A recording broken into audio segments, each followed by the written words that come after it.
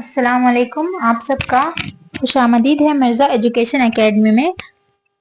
जैसे कि हम देख रहे हैं क्लास 10 बोर्ड एग्जाम का प्रैक्टिस पेपर देख रहे हैं। उसमें क्वेश्चन नंबर 2 का B1 हमने देख चुके हैं लास्ट वीडियो में। अगर आपने नहीं देखा है तो जाकर उस वीडियो को देखिए, हमारे चैनल पर वीडियो अपलोडेड है।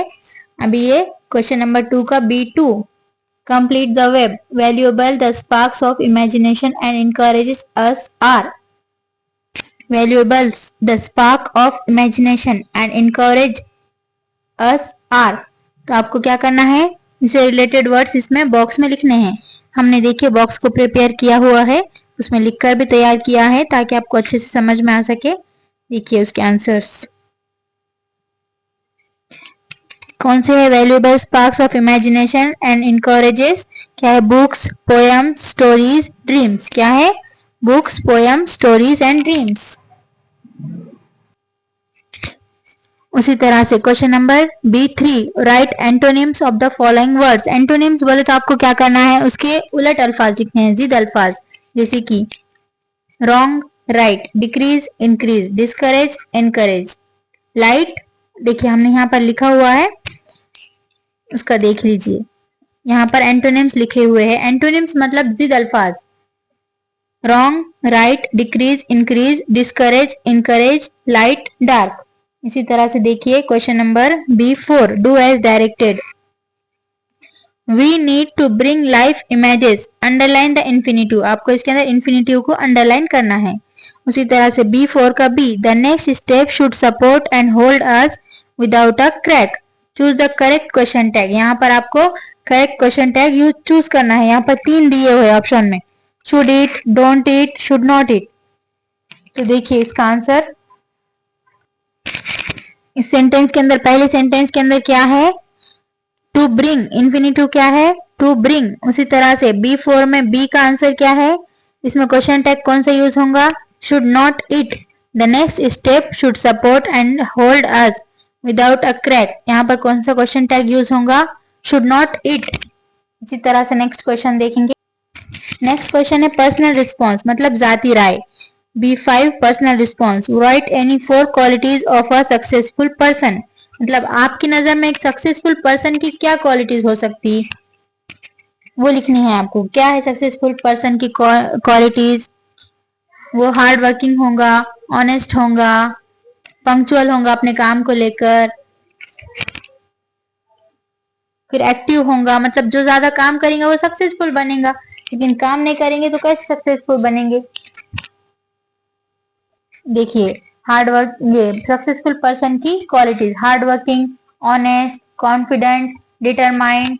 ये क्या है, सक्सेसफुल पर्सन की क्वालिटीज है। आप इसे अपने अकॉर्डिंग चेंज भी कर सकते हैं। आपकी नजर में क्या है सक्सेसफुल पर्सन की क्वालिटीज, आप इसे चेंज भी कर सकते हैं या एज इट इज ये भी लिख सकते हैं। ये जरूरी नहीं है कि सेम क्वेश्चन हो, बस आपको क्वेश्चन समझ में आए इसलिए हम ये वीडियो रिकॉर्ड कर रहे हैं। इसी तरह से देखिए क्वेश्चन नंबर 3, सेक्शन 3 पोएट्री में का क्वेश्चन है, read the following stanzas and do the activities. इसमें A1 क्या है, मैच द फॉलोइंग सेंटेंसेस। आपको आगे पोएम दी हुई है, ये उसके क्वेश्चन है। तो आपको क्वेश्चन क्या दिया हुआ है, we should not get angry, हमें गुस्सा नहीं होना चाहिए। कब, when others doubt us, when others blame us, views and thoughts of others just same. तो आपको किस पर गुस्सा नहीं होना चाहिए, when others blame us। फिर दूसरा क्या है, we should consider, हमें क्या कंसिडर करना चाहिए, views and thoughts of others, दूसरों के ख्यालात और बातें। फिर तीसरा क्या है, we should treat two imposters, मतलब हमें two imposters ट्रीट करना चाहिए जस्ट द सेम। उसका क्या आएगा, we should treat two impostors just the same, मतलब दो लोगों को एक तरह से ट्रीट करना है। फिर we should trust our self, हमें खुद पर भरोसा करना चाहिए। वेन अदर्स डाउट अस, जब अपने ऊपर कोई शक करे हमें खुद पर भरोसा करना चाहिए। ये आपको पोएम में से इसके आंसर्स मिल जाएंगे, आपको उसमें से फाइंड करने। देखिए question number A2, right any 4 advices that poet has given in stanza number 1। आपको फर्स्ट स्टैंडा मतलब 4 लाइन का एक स्टैंडा होता है, तो आपको फर्स्ट स्टैंडा में से पोएट ने जो एडवाइस दी है वो लिखनी है। If you can keep your head when all about you are losing their and blaming it on you, if you can trust yourself when all men doubt you but make allowance of their doubts too। ये क्या है, आपको poem दी हुई है, आपको इसके अंदर से इसके आंसर्स लिखने हैं। ये सब पोएट्री के क्वेश्चन हैं। तो देखिए हमने आपके लिए क्वेश्चन राइट करके रखे हैं, इसके आंसर देख लीजिए। एक्सप्लेन करने का ज्यादा टाइम नहीं है इसलिए जल्दी जल्दी ले लेंगे वीडियो को। 4 advices given by the poet, stanza number 1। Keep calm when others lose their temper। Trust yourself when others doubt you। हमने अभी ये मैच द फॉलोइंग में इसी को मैच किया है, तो आप उसमें से भी आइडिया ले सकते हो कि उसमें क्या दिया हुआ था, और ये उसी में से दिया हुआ है। Do not lie when others lie about you। Do not hate others even if they hate you। इसी तरह से इसके आगे वाला क्वेश्चन क्या है, Add your own rhyming words in the following pairs। तो आपको यहाँ पर पेयर्स दिए हुए हैं। राइमिंग वर्ड्स मतलब हम आवाज अल्फाज, लाइस वॉइस, उसके आगे क्या आएगा ये आपने मन से लिखना है। उसी तरह से एम सेम, देखिए इसका आंसर हमने यहाँ पर राइट करके रखा हुआ है, लाइस वॉइस एम सेम। तो इसके आगे आपको एक राइमिंग वर्ड्स लगाना है। लाइस के आगे क्या आएगा, lice voice nice, aim same game, ये भी आ सकता है। इसी तरह से question number 3 B, appreciation of the poem. Appreciation 5 marks के लिए आता है, ये आपको याद होना जरूरी है। आपने उम्मीद है कि आपने पोएम के एप्रिसिएशन याद किए होंगे। अगर नहीं याद किए हैं तो हम सेपरेट वीडियो एक एप्रिसिएशन के लिए बनाएंगे, उसे देख लीजिए। देखिए इस पोएम का एप्रिसिएशन है, यहाँ पर लिखा हुआ एप्रिसिएशन ऑफ द पोएम। देखिए सबसे पहले आपको पोएम के नाम तो याद ही होते हैं। अपने बुक में कितने पोएम होते हैं, 6 या 7 पोएम होते हैं, ज्यादा पोएम तो होते ही नहीं है, तो इसलिए आपको पोएम के नेम तो याद ही रहते।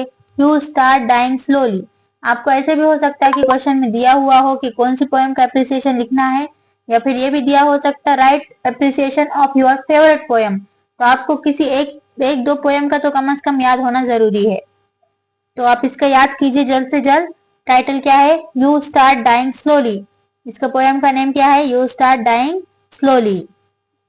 फिर नेम ऑफ द पोएट किसने लिखी है, पाब्लो नेरुडा। आपके देखिए पैसेज के पोएम जो दी हुई है उसके नीचे नाम लिखा हुआ है उसका, पैब्लो नेरुडा। फिर राइमिंग स्कीम क्या है, free verse, no fixed rhyming scheme, free verse है इसके राइमिंग स्कीम। और इसकी फिगर ऑफ स्पीच क्या है, रिपीटेशन।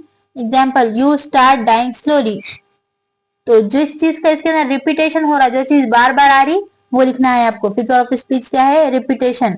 इसमें है तो क्या हो रहा, फिगर ऑफ स्पीच रिपीट हो रहे sentence, you start dying slowly, जो इसमें क्या हो रहा, रिपीटेशन हो रहा। एलिट्रेशन, रिपीटेशन, ये क्या है, फिगर ऑफ स्पीच है। हम आपको नेक्स्ट वीडियो में बताएंगे एप्रिसिएशन का। थीम और सेंट्रल आइडिया, आपको 2 से 3 लाइन में लिखना है, थीम और सेंट्रल आइडिया।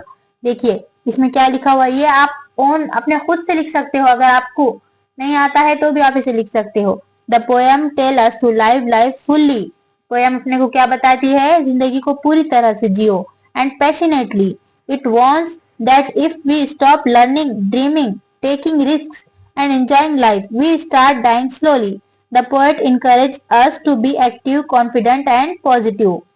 तो आपको ये अपने अल्फाजों में भी लिख सकते हैं, लेकिन इंग्लिश में लिखना है। ये अप्रिसिएशन ऑफ द पोएम है। इसके आगे नेक्स्ट क्वेश्चन क्या है, सेक्शन 4 नॉन टेक्सुअल पैसेज। आपको एक सीन पैसेज होगा और एक अनसीन पैसेज होगा। जो पहला पैसेज था जो आपने फर्स्ट वीडियो में देखा था वो कौन सा था, सीन पैसेज था, जो कि आपके बुक में से आया हुआ था। लेकिन जब दूसरा पैसेज है ये भी बहुत इजी आता है, इसे भी आप क्वेश्चन इसमें से पैसेज में से क्वेश्चन सॉल्व कर सकते हो। इसके भी देखिए इसमें क्या है, फिल इन द ब्लैंक्स दिए हुए हैं नॉन टेक्सुअल पैसेज में से। Jaipur was founded by Sawai Jai Singh, यहाँ पर आपको पैसेज दिया हुआ है, आप देख सकते हो। यहाँ पर pink city Jaipur declared as world heritage site by UNESCO. ये क्या है, जयपुर वॉज फाउंड बाय। आप क्या कीजिए, क्वेश्चन पढ़ लीजिए, फिर उसके अंदर से आंसर्स तलाश कीजिए। जैसे हमने फर्स्ट पैसेज को एक्सप्लेन करके दिखाया था, अभी ज्यादा वक्त नहीं है, इसलिए आप बस समझ लीजिए कि पैसेज के अंदर ही आपको आंसर्स मिल जाते हैं। तो अभी इसे ढूंढिए भी मत, तलाश मत कीजिए।